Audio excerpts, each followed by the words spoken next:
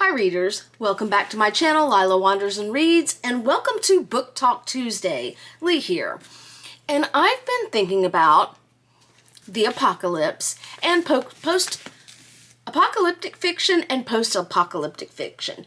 And usually when I do one of these book talk videos on a theme, I go and collect the books that I have on that theme, that genre, whatever, and I also end up buying some more. So this week, I'm actually going to do something a little bit different. We're going to book talk about apocalyptic fiction, and tomorrow I will post a book haul of apocalyptic fiction that I bought when I was researching some good titles to tell you about. Sorry about the light. It's afternoon. So I'm going to start off with one of my all-time favorites, but these are the books that I own that we're talking about today. I've only not read two of them. All-time favorite is Stephen King's The Stand. I loved this book. I've read it at least twice, maybe more. I love both TV series. There was one on Paramount that I really liked, and then there was the original one from the 80s, which I loved, and it's still, to me, I still love it to this day. I will go watch it on YouTube whenever I get the chance. So if you've not heard of this book, this is the way the world ends, with a nanosecond of computer error in a Defense Department laboratory and a million casual contacts that form the links in a chain letter of death. And here is the bleak new world of the day after, a world stripped of its institutions and emptied of 99% of its people. A world in which a handful of panicky survivors choose sides or are chosen.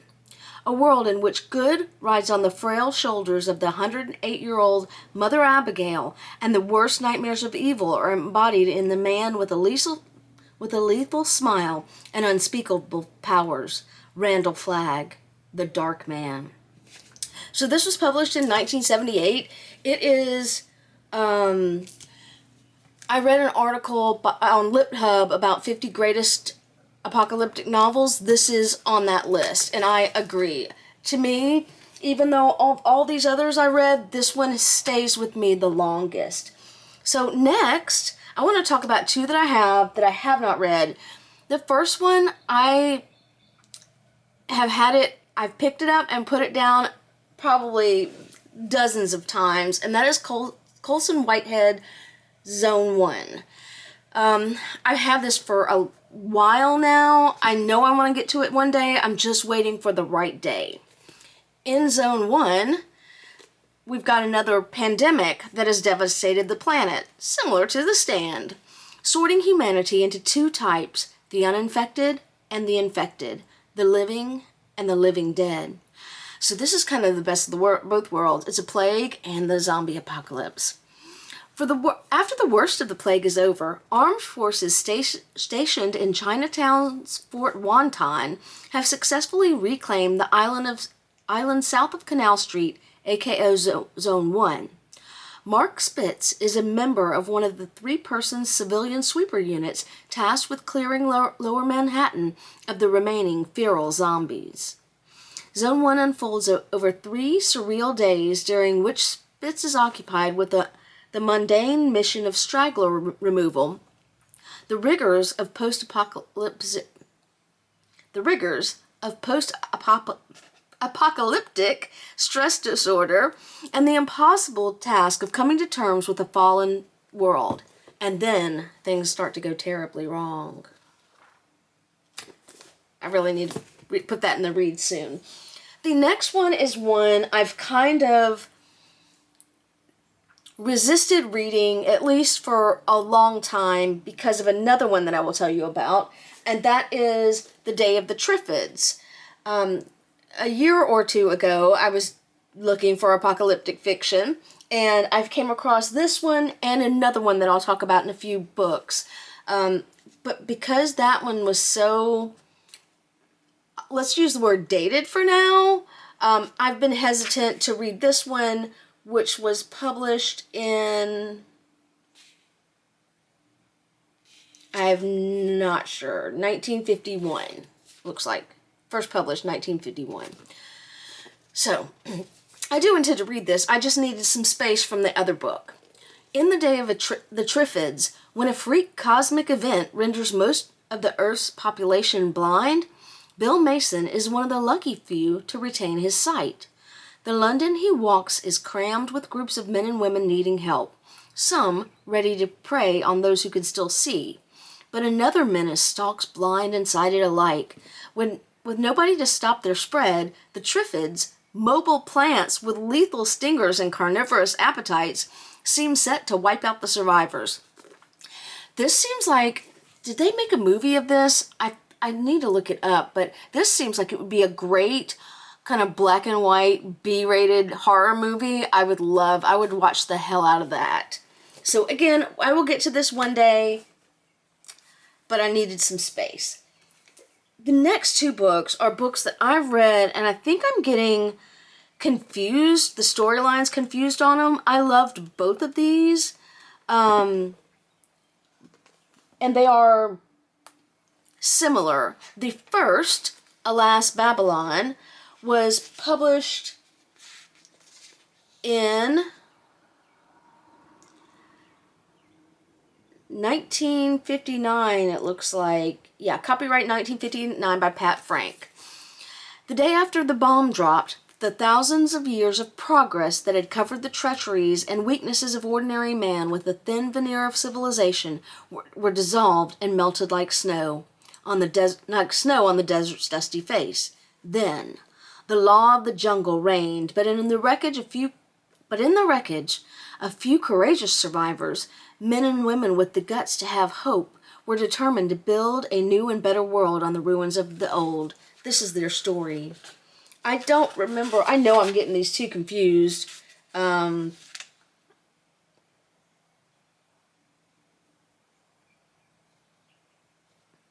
considered doing a reread of the next one now, but I decided against it. Now I have more books to read. Zone 1 is one of them. So the other book is On the Beach by Nevil Shute. This also takes place in the world after a nuclear war. This is a bestseller. I can't remember. One of these Salt plays a big part in, and I can't remember which one it is. In On the Beach, okay, this was published in, I bought it in 1998. It was published in 1957. The copyright's 1957. I didn't realize it was that old. The Last Generation. Innocent victims of an accidental war, living out the last days, making plans that will never be carried out, making do with what they have, however temporary it might be, hoping for the miracle that will not come. As the deadly rain moves ever closer and the world as we know it winds toward an inevitable end. I am having problems reading today. Yeah, I can't remember these very well, which is great. If I ever want to reread them, won't remember what happened. Next up, a kind of different apocalyptic fiction book. It's funny. Of these that I've read, the only one I remember with any kind of vividness is The Stand. Because I don't remember this one either. I've seen the movie, so I don't remember the details. And that is I Am Legend by Richard Matheson. The last man on earth is not alone. Robert Nevil may well be the only survivor of an incurable plague that has mutated every other man, woman, and child into bloodthirsty nocturnal creatures who are determined to destroy him. By day, he scavenges for food and supplies, desperate to find any other survivors who might be out there. But all the while, the infected lurk in the shadows, watching his every move, waiting for him to make a mistake. It's been a long time since I've read this. You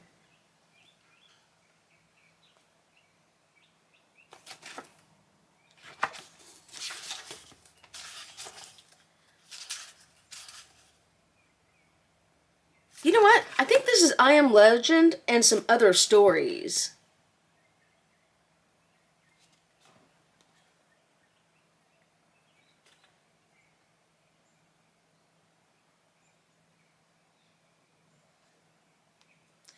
Yeah, I was wondering why I was reading at the end and I was like, this doesn't make any sense to me.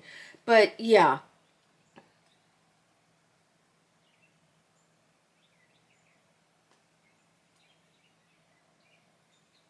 Anywho, that's all they have to say about this. I'm gonna have to check this out and see if it is other stories or what's going on with that. Okay, now we come to the one that really kind of irked me and made me want to not read right away, The Day of the Triffids, and that is Earth Abides by George R. Stewart. Oh, where to begin? Let me tell you about it first. Sherwood Williams loved to visit his family's vacation cabin to retreat from the demands of society. But one day, while out hiking, Ish is bitten by... Oh, Isherwood is his name, not Sherwood. Sorry, they have the I real tall, I didn't know. Anyway, Ish is bitten by a rattlesnake, and the solitude he sought takes on a dire new significance. He's sick for days, often delirious, once waking to find two strangers peering in at him from the cabin door, then rushing away in fright without offering to help him. Not long after, the coughing begins. Ish suffers chills and fever, a measles-like rash. But he survives, one of the few people in the world to live through it, but he doesn't know that yet. When he finally feels like himself again, Ish leaves the mountain to return home and notices the strangeness immediately. No cars pass him on the road, the gas station not far from his cabin looks abandoned, and he's shocked to see the corpse of a man untended on the roadside near town. Because of his isolation, Ish was unaware that humankind had suffered a lethal pandemic. Where to start? Ish is not a nice man.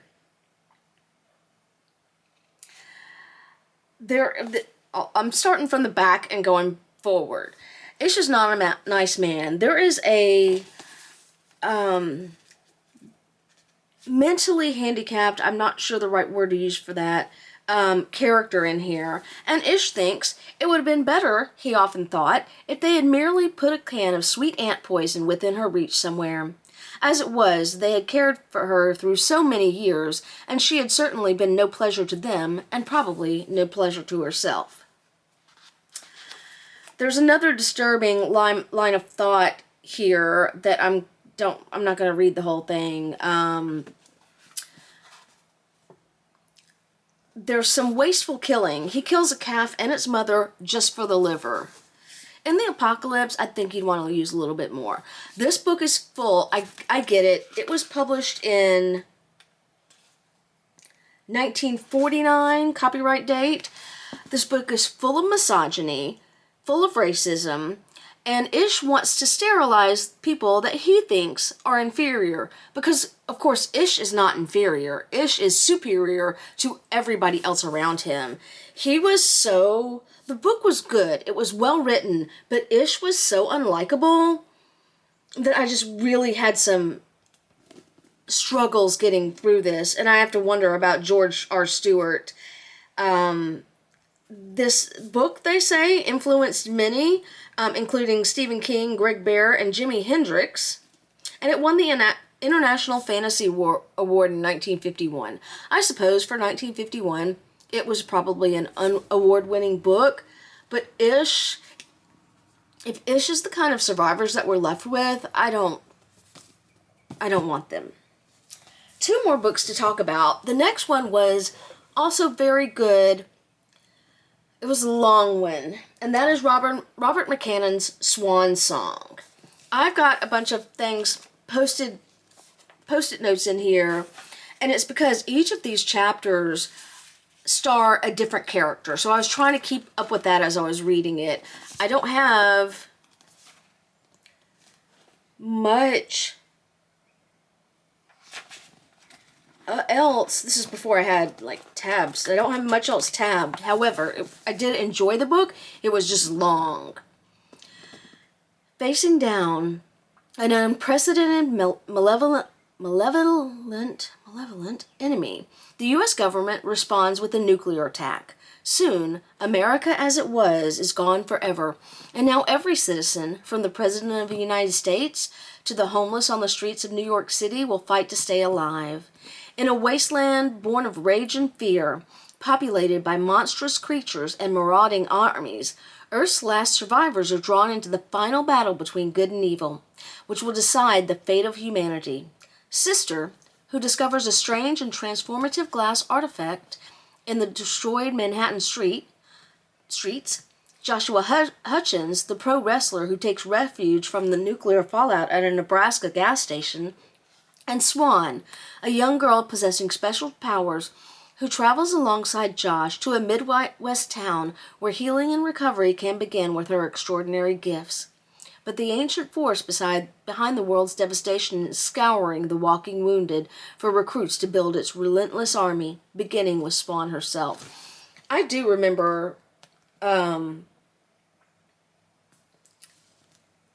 scenes of this. It was very good. I do recommend it. I think it was a harder read for me than The Stand.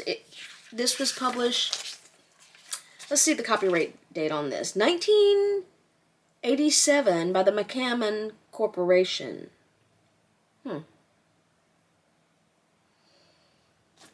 So, yeah, I do recommend this one. It is long, but it is good. There's just a lot. And you go from character to character throughout the chapters. They're long chapters, but they're like 3. Maybe it's like a part. Lights out. And then it's like Round the Mulberry Bush. Not Yet 3. The Holy Axe. Anyway, so I had to keep track of who was the main character. I don't know why I had to keep track of it, but I do recommend this. It's coming back to me now. Really good. The next one is a book that I adored. I've tried to read some of the author's other stuff, and I liked them. But you know, when you have something that you adore, sometimes it's harder, you're trying to make everything else reach the same standard, and nothing really did that. And that is The Girl with All the Gifts, which is also, I think this was made into a movie or something. Every morning, Melanie waits in her cell to be collected for class. When they come to her, Sergeant Parks keeps his gun pointing at her while 2 of his people strap her into the wheelchair. She thinks they don't like her. She jokes that she won't bite, but they don't laugh. I loved this book. I don't remember how it ends, this is before I did tabs in my book.